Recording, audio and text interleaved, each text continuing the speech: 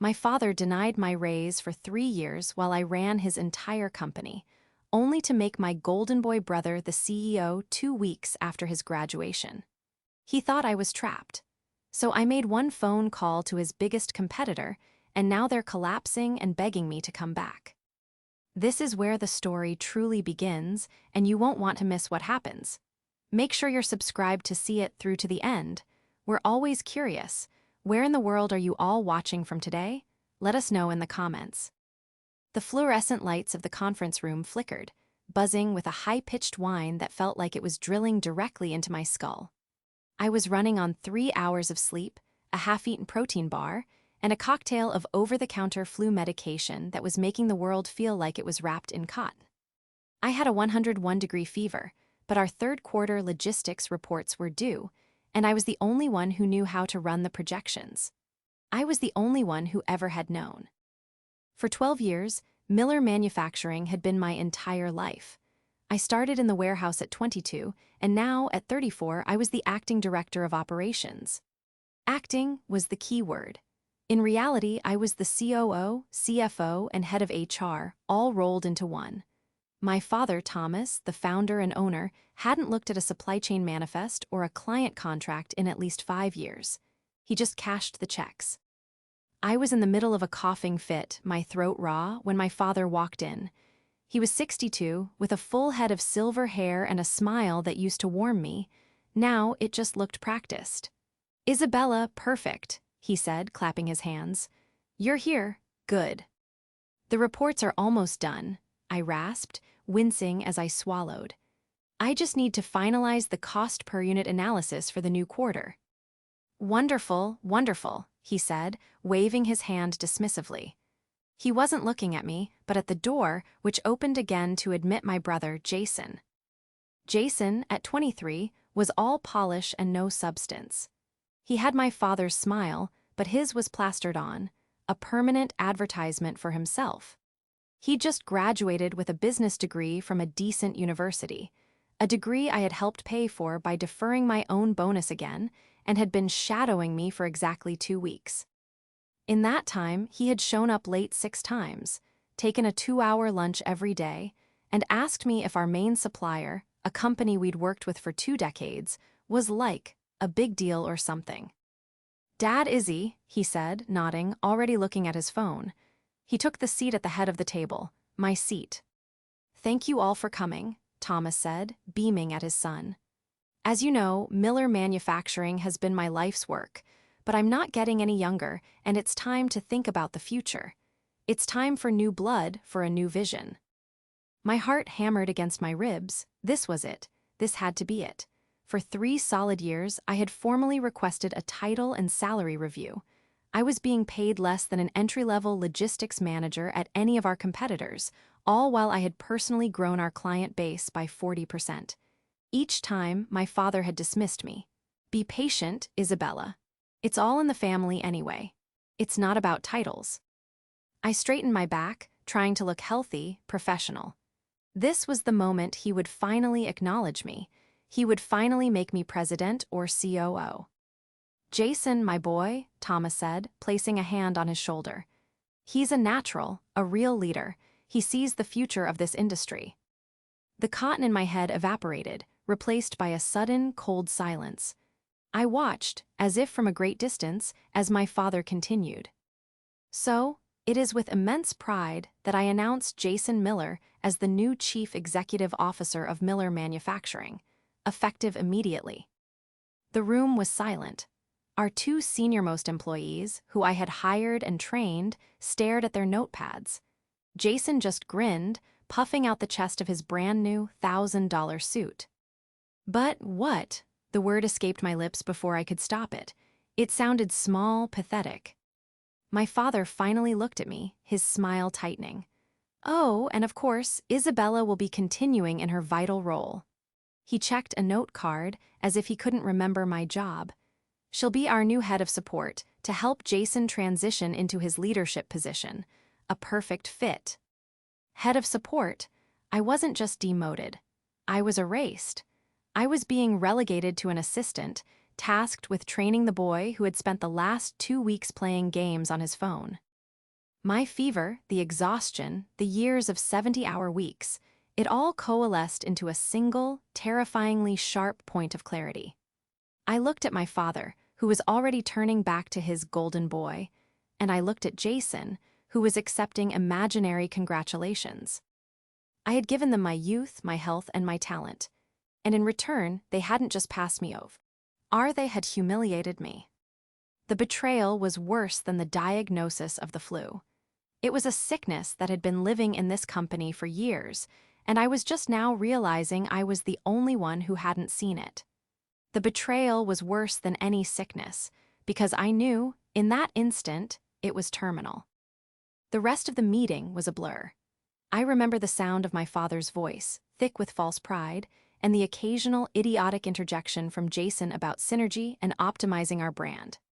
I sat perfectly still, my hands clasped so tightly in my lap that my knuckles were white. The fever was roaring back, but it was nothing compared to the glacial ice forming in my chest. I nodded, I smiled a thin, brittle smile, and when my father said, "So you'll get him up to speed, right, Izzy?" I heard myself reply in a calm, even voice. "Of course, Dad, whatever the company needs." Jason gave me a condescending pat on the shoulder as we left. "Don't worry, Izzy, I'll still let you handle the nerd stuff. You're great at it." I went back to my office, the large one with the whiteboard wall covered in my equations, the one I'd earned, and locked the door. For a full 10 minutes, I just stood in the dark, my forehead pressed against the cool glass of the window, watching the trucks in the loading bay. My trucks, my drivers, my schedules. My entire life had been a joke. I had sacrificed relationships, postponed starting a family, and missed countless events, all for a company that saw me as nothing more than a glorified cog. A cog they had just replaced with a shiny, useless button. My phone buzzed on the desk. It was a text from Marcus Shaw, the CEO of Apex Innovations. Apex was our largest and most successful competitor. Marcus was sharp, ruthless, and had been trying to poach me for nearly 2 years. I had always politely declined out of a stupid, misplaced sense of loyalty. His text was simple. He must have seen the internal announcement that had just gone out. "CEO, huh? Bet you're thrilled." I stared at the message. The old Isabella would have deleted it or replied with a polite, "We're very excited about the new direction." The new Isabella, the one who had been born in that conference room 10 minutes ago, picked up the phone. My voice was still a low rasp, but the feverish tremble was gone, replaced by something hard. "Marcus, Isabella Miller, you free for a call?" He picked up on the first ring. "I knew this day would come," he said, his voice void of surprise. "I just didn't think Thomas would be this stupid. A 23-year-old CEO? Is he insane?" "He's confident in his choice," I said, each word precise. "He's an idiot," Marcus replied flatly. "And he's about to lose the only thing keeping that relic of a company afloat. I saw the Q2 numbers you posted. You pulled a miracle out of that supply chain nightmare. He knows that, right?" "He knows that I'm a very good head of support," I said. Marcus was silent for a beat. Then he laughed, a dry, humorless sound. He actually. "Oh my, Isabella, I'm going to send you an offer letter. Right now, I'm not even going to lowball you. It's 5 times your current salary, plus a signing bonus that will cover whatever penalty you have for breaking your contract, which, by the way, I'd bet my left arm you don't even have." He was right, I never signed a formal contract. I was just family. "What's the job?" I asked, sinking into my chair. "Senior Consultant, Strategic Operations. Your job is to make me smarter, to make my company better. You bring me your brain, your processes, and any attachments you might have that are no longer happy at Miller. You report directly to me. You set your own hours. You start whenever you want." I looked at the whiteboard, at the complex logistics matrix I had designed. It was beautiful, intricate, and utterly incomprehensible to anyone but me.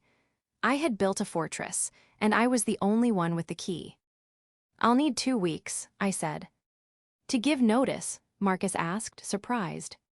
"No," I said, a cold, slow smile spreading across my face. "To prepare my exit. I'll be in touch. I hung up. I sat in my office for the rest of the day, feeling the sickness and the betrayal wage war inside me. I was a victim, yes, but that was about to change. My father and brother had made a critical, fatal error. They had humiliated me, they had demoted me, but they had also, stupidly, left me in my office. They had forgotten one crucial thing. I wasn't just the head of support. I was the architect, and I knew exactly where all the load-bearing walls were. I was going to walk out of this building, and I was going to take the blueprints with me. The next 2 weeks were a masterclass in quiet, meticulous demolition. On the outside, I was the image of the dutiful, supportive daughter. I showed up, I nodded in meetings, and I began the transition. My fever broke, but the ice in my veins remained. My father, Thomas W. as in a state of paternal bliss. He saw himself as a patriarch passing the torch, a wise king securing his legacy. He had built Miller Manufacturing from nothing, a fact he never let anyone forget. He was a brilliant salesman in his day, a man who could charm anyone into a deal, but the industry had changed. It wasn't about handshakes anymore, it was about data, optimization, and relentless efficiency. He didn't understand the complex machine I had built to keep us competitive. He just knew that it spit out money. His devotion to Jason was baffling in its blindness. Jason was his golden boy, the son who looked like him, talked like him, and represented a do-over. I, on the other hand, was my mother's daughter, quiet, analytical, and in his eyes, a permanent fixture. I was the reliable, unpaid-for utility. You don't praise your furnace for running, you just expect it to work. The new CEO was even worse than I thought. Jason's entire operational strategy, which he'd proudly presented in his first all-hands meeting, consisted of 2 things: getting a new espresso machine for the break room and redesigning the company logo. "It just doesn't pop, Izzy," he'd said, holding up the classic, strong logo our clients had trusted for 30 years. "It needs to be more Web3. We manufacture custom steel gaskets for the aerospace industry, Jason," I'd replied, my voice dead flat. "Our clients don't care about Web3. They care about our parts not failing at 30,000 feet. He just waved me off. "You're thinking small, you've got to think about the brand." This was the man my father had chosen. A man whose primary skill was spending money we didn't have. He treated me with the breezy condescension of a boss who knows he's untouchable. He would forward me emails from clients, my clients I had landed and nurtured for years, with a simple "handle this." He didn't even bother to read them. While he was busy getting quotes for beanbag chairs, I was working, but not for him. I didn't steal, I didn't break a single law, I just organized. First, I downloaded all of my contacts, the personal cell numbers of every supplier, freight forwarder, and client lead I had. These weren't company property. They were relationships I had built, 1 a.m. phone call at a time. Second, I documented my systems. I wrote a transition manual for Jason. It was beautiful. It was also completely useless. It listed what needed to be done, but not how or why. It listed the software platforms, but not the master admin passwords, which of course were only ever registered to my personal email. It described the client reporting system, but not the complex, custom-built macros I had written to make it function. To a novice, it would look like a comprehensive guide. To a professional, it would look like a map with no roads. And third, I made calls. I called our top 3 clients. "Just letting you know," I said, "I'm moving on from Miller Manufacturing. My last day is this Friday. I just wanted to personally thank you for your partnership over the years." The reaction was universal: panic. "What do you mean, you're leaving?" asked David, the procurement head of our largest account, a $10 million a year contract. "Isabella, you are Miller Manufacturing. Who's my new contact?" "I believe his name is Jason Miller," I said pleasantly. "He's the new CEO." The kid, the one who asked my assistant if we were hiring, David was apoplectic. "This is a disaster. Where are you going?" "I'll be taking a senior consulting role at Apex Innovations," I said. "I'm sure I'll be in touch." I didn't ask him to follow me. I didn't need to. I had just painted a very clear picture of two different futures for him, one managed by a child CEO, the other managed by me. On my last day, a Friday, I placed my transition manual on Jason's desk, along with my company laptop and keys.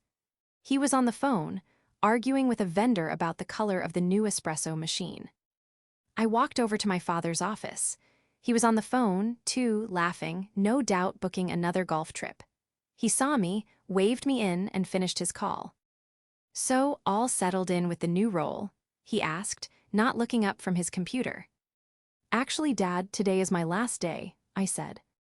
The silence that followed was heavy. He slowly swiveled in his chair. "What? What did you say? You're taking a vacation? After only 2 weeks with Jason?" "No, I'm resigning. I've accepted a position with another company." The color drained from his face. The jovial patriarch was gone, replaced by the cold, hard man I knew was underneath. "You're what? You can't. Who?" "Apex Innovations." His face, which had been pale, turned a deep, blotchy red. "You're going to them, to Marcus Shaw, after everything I've given you? This is betrayal, Isabella. This is." "This is what?" I interrupted, my voice as cold as his. "A business decision. You, of all people, should understand that. You made yours, I'm making mine." "I am your father," he roared. "And I was your most valuable employee," I shot back. "An employee you underpaid, undervalued, and publicly humiliated. You made a 23-year-old kid the CEO of a multi-million-dollar company 2 weeks after his graduation. You demoted the one person who kept this place running to head of support. This wasn't a family decision, Dad. It was a stupid one." He was speechless. He just stared at me, his mouth opening and closing. "My resignation letter is on your desk," I said, turning to leave. "Good luck, Dad. You're going to need it." I walked out of that office, out of that building, and I didn't look back. I got in my car, and for the first time in 12 years, I didn't feel sick or tired or angry. I felt free. My new office at Apex Innovations was on the 20th floor, with a floor-to-ceiling glass wall that overlooked the city. It was smaller than my old office, but it was mine. And the salary that hit my bank account at the end of the first week, a prorated amount that was still more than my old monthly pay, was definitely mine. Marcus Shaw was a man of his word. He didn't micromanage. He didn't ask me to train his relatives. He gave me a single, simple directive: find our weaknesses and fix them. Find Miller's weaknesses and exploit them. For the first week, I did nothing but dive into Apex's operations. They were good, but sloppy. Their logistics were inefficient, relying on 2 expensive third-party carriers. Their inventory system was outdated.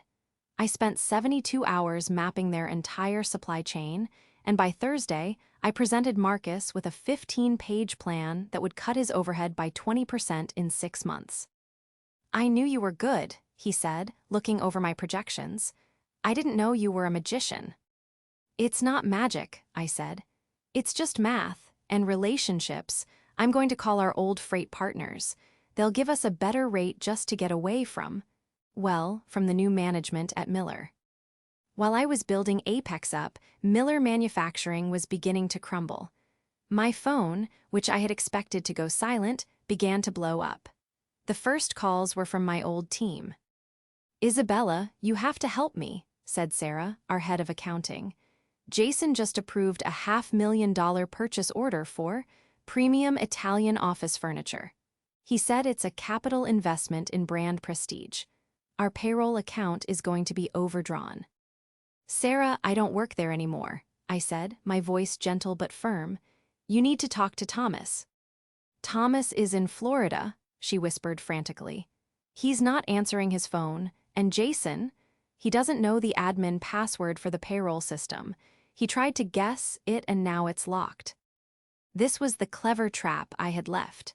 The company wasn't just run by my knowledge, it was secured by it. The payroll, the supplier portals, the shipping manifests, the client database, all of it was locked behind a 2-factor authentication system that routed through my personal cell phone. I was the only admin. Without me, they couldn't pay their people, order new materials, or ship their existing orders. I told Sarah, calmly, how to contact the software provider and begin the 72-hour identity verification process to add a new admin. I wasn't a monster, but I also wasn't a fool. Then the client calls started. David, the $10 million account, called me on my new work line. He hung up on me, David said, his voice dangerously quiet. Who did?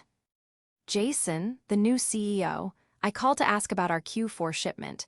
He told me he was in a creative meeting and that I should email the support desk. So, I'm calling you. As of this moment, Apex Innovations is our new primary supplier. Can you handle the volume? I looked at the plan on my desk. Yes, David, I can. I'll have a contract over to you by noon. This was my investigation. I didn't need a private eye. The damaging information was flowing directly to me. My father and brother weren't just incompetent. They were actively arrogant, actively dismantling the company with their pride. I used my professional skills to do exactly what I had been hired to do. I identified a market opportunity.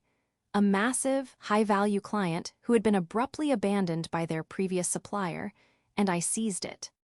By the end of my second week at Apex, I had streamlined their logistics, started poaching their top-tier talent, who were messaging me on LinkedIn, begging for an escape, and personally transferred Miller's single largest account to our books. The first call from my father came on a Friday evening, exactly 14 days after I had walked out. Isabella, he barked, no hello. What did you do? I'm not sure what you mean, I said, sipping a glass of wine and looking out at the city lights. The payroll system, the client list, and David. He's leaving us. He said he's going to Apex. You did this. You poached him. This is illegal. Is it? I asked. Is it illegal to answer my phone when a client calls me? Is it illegal to give a new employer my best work? You're the one who signed his last contract, Dad. Go read the non-compete clause. Oh, wait. You never included one. You thought handshakes were good enough. You ungrateful. I have to go, Dad, I said, cutting him off. I have a real job now, and unlike you, I'm not done working for the day. I hung up, the silence in my apartment feeling richer and more peaceful than it had in years. The house of cards I had built was beginning to teeter, and I, for one, couldn't wait to watch it fall. The calls became a daily occurrence. First, they were from Jason. His tone was a bizarre mix of bluster and panic. Izzy, this is ridiculous, he'd say, his voice cracking. The suppliers are asking for some kind of verification code I've never heard of. Just tell me what it is. I'm the CEO, you need to tell me. Jason, I don't work for you. I am not your head of support. I'm your competition, I'd reply, calmly highlighting my notes for a meeting with Marcus. You're just jealous. Dad was right, you're bitter because he chose me. He did choose you, Jason, I said. Now you get to do the job, all of it, goodbye. Then, the calls from my father grew more desperate. The anger was replaced by a wheedling, manipulative tone that turned my stomach. Isabella, your brother is. He's struggling, he's young, he just needs guidance. Your guidance. You can't just abandon your family like this. I didn't abandon my family, I said, my patience wearing thin. I left a job that was actively harming me, a job where I was disrespected and discarded. You know, for 3 years, I asked you for a raise, just a raise. I was running the entire company, and you paid me less than my own warehouse manager. But Jason, who has never worked a day in his life, you hand him a CEO title, and I'm sure a salary to match. Does that sound like family to you? It's not about the money, Isabella. It's about loyalty, he sputtered. You're right, it's not about the money. It's about the fact that you thought I was so stupid, so beaten down that I would just accept it. You thought I had nowhere else to go. You were wrong. The first major confrontation happened a week later. I was having lunch with Marcus at a restaurant downtown when my father and Jason stormed in. It was clear they had come for this express purpose. There you are, Thomas yelled, pointing a finger at me. The entire restaurant went quiet. You're not returning my calls. Marcus, ever the cool-headed CEO, simply dabbed his mouth with his napkin and looked at Thomas. Thomas, Jason, what a surprise. I don't believe you have a reservation. Stay out of this, Shaw, Jason snapped, trying to sound tough. This is a family matter. He turned to me. Izzy, you have to come back. This isn't funny anymore. The entire production line is down. Why is it down, Jason? I asked, taking a calm sip of my water. The supplier. They canceled our raw material shipment. They said our credit was no good. And David's company is sending us legal letters. It's a mess. I nodded slowly. Yes, that's what happens when you don't pay your bills and when your largest client leaves. It's called insolvency. You should have learned about it in that expensive business school. Jason's face went white. He had no idea. Thomas stepped in, his voice dropping to what he probably thought was a reasonable tone, but it was shaking with rage. Listen to me. You are going to come back and you are going to fix this. I am your father and I am telling you to quit this betrayal, and come home. I am home, I said, gesturing to Marcus. I'm at lunch with my boss, a boss who values my work, a boss who pays me what I'm worth. I'll pay you, Thomas shouted, all pretense gone. I'll match him, I'll match whatever he's paying you. This was the moment, the strategic R. Evil I had been holding onto. You'll match him? I asked, letting a small, sad laugh escape.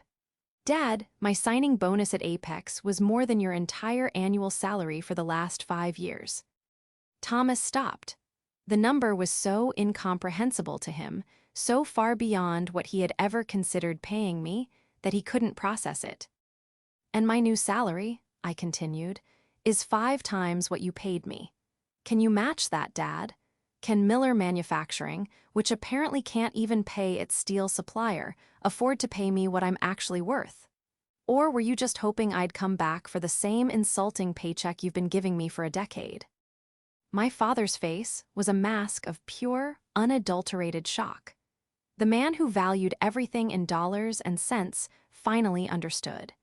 He had been so busy saving a few thousand on my salary that he had lost the millions I generated. Jason, meanwhile, looked like he was going to be sick. He paid you a bonus? He whispered, horrified. They pay for talent, Jason, I said, standing up. It's another one of those business school concepts. You should look it up. I turned to Marcus. I'm sorry, Marcus, this lunch is clearly over. Nonsense, Marcus said, standing with me. He threw a $100 bill on the table and looked at my father. Thomas, thank you for stopping by. And thank you, especially, for letting this brilliant woman go. She's the best investment I've ever made. We walked out of the restaurant, leaving my father and brother standing there, humiliated and exposed, in a room full of silent, staring witnesses. The first confrontation was over, and I had won. The weeks following the restaurant confrontation were a blur of escalating desperation on their part and methodical success on mine. My father and brother, having failed at public humiliation and private begging, now tried a new tactic, the smear campaign. They told our remaining suppliers that I had stolen proprietary trade secrets. They told our few remaining clients that I had been fired for gross incompetence and sabotage. It was a pathetic, poorly executed attempt to regain control. Unfortunately for them, I had spent 12 years building a reputation for being the exact opposite. When Thomas called our longtime freight partner and accused me of theft, the partner, a man named Sal, apparently laughed in his face.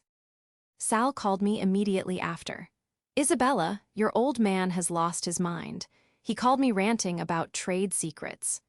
I told him you were the only secret that company ever had. By the way, your new contracts are ready. Apex is getting our preferred partner rate starting Monday. While they were busy burning their remaining bridges, I was building my case. Marcus had given me free rein, and I was using it. I wasn't just fixing Apex's logistics. I was creating a new, dominant force in the industry. We acquired 2 smaller, specialized suppliers that Miller had always neglected, absorbing their talent and their client lists. We rolled out a new, hyper-efficient inventory system, one I had proposed at Miller for 3 years, only to be told by my father that it was an unnecessary expense. The final, irrefutable proof of their failure came not from me, but from an industry-wide credit report. Marcus slid it across my desk one morning, a single line highlighted in yellow. Miller Manufacturing had defaulted on a major business loan. Their credit rating had been downgraded to junk. "They're done," Marcus said, not with triumph, but with a kind of clinical finality. "They're leveraged to the hilt, their biggest accounts are gone, and their credit is shot. No supplier will extend them a line of credit. They'll be cash on delivery only. They won't last another month." I stared at the paper. This wasn't just a company failing. This was my entire life's work, my mother's legacy, being driven into the ground by the two men I had once trusted. A part of me expected to feel sad. Instead, I just felt a cold, hard resolve. They had made this bed. They needed to lie in it. The second, more powerful confrontation came via a legal letter. My father, in his final, desperate gambit, had hired a lawyer. He was threatening to sue me for breach of fiduciary duty and tortious interference. It was nonsense, and we both knew it. I had never been an officer of the company, he had made sure of that. I had no fiduciary duty, and I hadn't interfered, his clients had fled. Marcus retained Apex's top corporate lawyer, a shark named Ms. Graves. We met with my father and his small-town lawyer in a sterile conference room. Thomas and Jason sat across from us. My father looked 10 years older, his face haggard. Jason just looked terrified, staring at his hands. "My client, Mr. Miller," their lawyer began, "alleges that Ms. Miller used her inside knowledge to steal clients' end." Ms. Graves let him talk for about 3 minutes before she held up a hand. "Stop." The room fell silent. "Let's be perfectly clear," she said, her voice like steel. "Your client, Mr. Thomas Miller, is guilty of, at best, catastrophic mismanagement, and at worst, constructive fraud by misrepresenting the viability of his company to his lenders." Thomas's lawyer blanched. "Now see here." "No, you see here," Ms. Graves said, leaning forward. "We have statements from 3 of your former top clients, all attesting that they left Miller Manufacturing due to the unprofessionalism and blatant incompetence of the new CEO, Mr. Jason Miller. She slid a file across the table. "We also have a sworn affidavit from your former head of accounting, attesting that Mr. Jason Miller attempted to make a non-essential, $500,000 purchase that would have bankrupted your payroll account, a move that can only be described as reckless." Jason sank so low in his chair, he almost disappeared. "And finally," Ms. Graves continued, "we have this." She slid over the credit report. "Your company is insolvent. You defaulted on your loan with First National. You have no clients, no credit, and no case. You are not in a position to sue anyone. You are, however, in a position to be sued by your creditors, your former clients, and, frankly, by Apex Innovations for wasting our time." Thomas looked at the papers, his hands trembling. The fight was gone. He was a broken man. What do you want?" he whispered, looking at me. This was the moment. The spell was broken. Jason was crying silently. Thomas was defeated. "I want you to stop," I said, my voice quiet but carrying across the room. "I want you to stop blaming me for your own mistake. You did this. You chose him. You destroyed your own company because your pride was more important than your sense of decency." I stood up. "The lawsuit is dropped, effective immediately. You will sign a letter of apology to me for the slanderous claims you've been spreading. And you will never, ever contact me or any employee at Apex Innovations again. If you do, Ms. Graves will file a countersuit for harassment and defamation that will personally bankrupt you both. Are we clear?" Thomas Miller, the great patriarch, the king of Miller Manufacturing, just nodded, his eyes fixed on the table. He was no longer a tyrant. He was just a sad, old man who had lost everything because he couldn't bear to see his daughter succeed. 2 months later, the industry was gathering for the annual Aerospace Manufacturing Guild Awards dinner. It was the biggest event of our year, a massive gala held in the city's grandest hotel ballroom. Apex Innovations had sponsored a table, and I was there, not as a guest, but as a speaker. I had been asked to give a short keynote on future-proofing the supply chain, a recognition of the incredible, rapid turnaround I had engineered at Apex. I was wearing a dark green dress that had cost more than my first car, my hair and makeup were professionally done, and as I mingled, I was greeted by name by CEOs and industry leaders. I had never felt more respected. I had never felt more powerful. Then I saw them. My father and Jason were not at a sponsored table. They were standing near the back bar by the service entrance. They weren't there as guests. They were there as ghosts. They looked gaunt, out of place in their old, ill-fitting suits. They were clearly not invited, but had snuck in, hoping to corner anyone, to beg for a loan or a buyout. Jason saw me first. He nudged my father, his eyes wide with a mixture of awe and resentment. My father turned and his face crumpled. Seeing me like this, confident, celebrated, thriving, while they were reduced to skulking in the shadows, was clearly the final, public humiliation. I ignored them. I took my seat at the head table next to Marcus. The dinner program began. After the appetizers, the guild president went to the podium. And now, we have a special keynote from a woman who has truly redefined operational efficiency in our industry in record time. She has been the architect of one of the most stunning corporate turnarounds we've seen in years. Please welcome the Senior Strategic Consultant for Apex Innovations, Ms. Isabella Miller. The ballroom erupted in applause. As I walked to the stage, I made a point to pass the back corner where my father and Jason were standing. I didn't look at them, but I could feel their eyes burning into me. I gave my speech. I spoke about data, about agility, about building systems that were resilient and transparent. I spoke about the importance of investing in talent and of trusting the people who do the work. A company's greatest asset, I said, isn't its product line or its logo. It's the people who show up every day and solve the problems. A leader who forgets that, who values ego over expertise, hasn't just failed their team, they've failed their company. The applause was deafening. I walked off the stage, my heart hammering, and I knew what I had to do. I bypassed my table and walked directly to the back of the room. My father and brother were trapped. Security was already eyeing them, but I got there first. "You shouldn't be here," I said, my voice low and calm. "Isabella," my father whispered, his voice thick. He looked desperate. "That speech, you're brilliant, my girl, you always were. I was a fool." "Yes, you were," I said without malice. "It was just a fact." "Please," he begged, grabbing my arm. "There has to be something you can do. The bank, they're seizing the building on Monday. It's all gone, everything I built." "Everything I built," I corrected him, "and you let it die." I'll give it to you," he said, his voice rising in panic. "It's yours, the company, Miller Manufacturing. Just take it, save it. It's all I have to give." This was it, the final, pathetic offer. The thing I had once wanted more than anything. And he was offering it to me now, a worthless, debt-ridden shell. I looked at Jason. He was just standing there, a hollowed-out version of the golden boy he had been. He wouldn't even meet my eyes. "No," I said. My father blinked. "No, what? What do you mean no?" "I mean no, I don't want it." I leaned in closer. "I'm not here to save you. I'm here to tell you one last thing." I pulled a business card from my purse. It was from Marcus.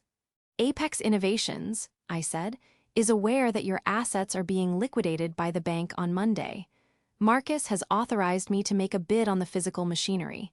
We're prepared to offer 10 cents on the dollar for the contents of the warehouse. It's a fair offer. You're credi. Tours will be glad to get it." The realization dawned on my father's face, a slow-motion wave of horror. I wasn't there to save his company. I was there to buy its bones.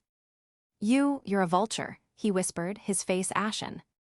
"No, Dad," I said, pressing the card into his hand. "I'm a businesswoman. You, of all people, should understand that." Jason finally looked at me. his eyes filled with a dawning, terrible respect. He looked at his father, then back at me, and in that moment, he finally made a decisive action. He took the card from my father's limp hand. I'll call Mr. Shaw's office on Monday, he mumbled. I'll coordinate the sale. It was a full surrender. He had at last broken free. I nodded once, turned my back on them both, and walked away. I returned to my table, to the applause of my peers, leaving my father and brother in the shadows to manage the ruins of the empire they had so proudly and so foolishly destroyed. The liquidation of Miller Manufacturing was swift and brutal. As Jason had promised, he coordinated the sale of the physical assets to Apex. I didn't attend. Marcus sent a team, and by the end of the week, the machinery I had worked on for 12 years was being installed in a new Apex warehouse, one I was now in charge of setting up. My father lost everything. The building was seized by the bank. Their house, which had been leveraged against the business loan, was sold at auction. He and Jason were forced to move into a small, rented apartment. The social exile was total. The story of Thomas Miller's arrogance, handing his company to his unqualified son, and shunning the daughter who was his golden goose, had become a legend in our industry, a cautionary tale told at bars and in boardrooms. About a month later, I received a letter. It was from Jason. It was handwritten on simple notebook paper. He didn't make excuses, he just apologized. Isabella, it read, I know sorry doesn't mean anything. I was arrogant and I was stupid. I believed what Dad told me that I was a natural, and I never stopped to see that you were the one doing all the work. I never respected you, and I am ashamed of that. I am ashamed of how I treated you. What you've done at Apex is incredible. You deserved everything he gave me and more. I am working now at a logistics warehouse on the loading dock. It's hard work. I wish I had appreciated what you did for us, and for me. I hope one day you can forgive me. I read the letter twice. It was the first honest thing he had ever said to me. I did not write back, but I held on to the letter.